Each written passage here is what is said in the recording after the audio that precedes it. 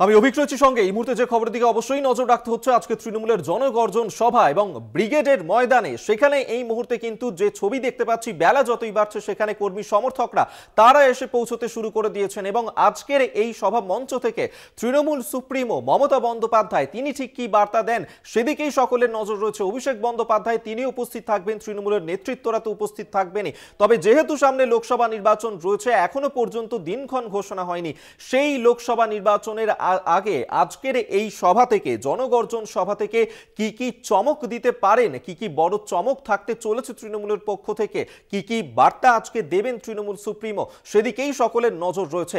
এবং এই নিয়ে 2019-এর লোকসভা নির্বাচনের আগেও আমরা দেখেছিলাম তৃণমূলের তরফ থেকে ব্রিগেডের এই সমাবেশ করা হয়েছিল। 4 বছর পর ফের একবার এই ব্রিগেডের আয়োজন। তবে এবছরের এই যে ব্রিগেড তা আরো গ্র্যান্ড, তা আরো অনেক বৃহৎ।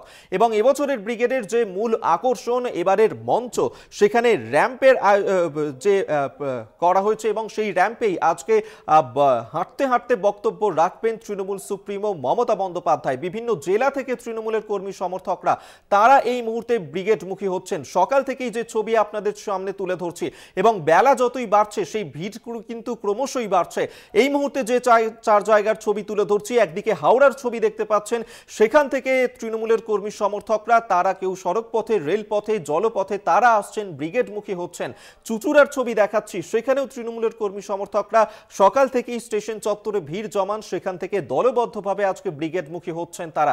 অন্যদিকে সাগরেরও ছবি দেখাচ্ছি, সেখানেও জলপথে লঞ্চে করে তারা আসছেন শহর কলকাতায় এবং আজকে যে জনগর্জন সভা সেখানে উপস্থিত থাকবেন। সন্দেশখালির ছবিও তুলে ধরছি।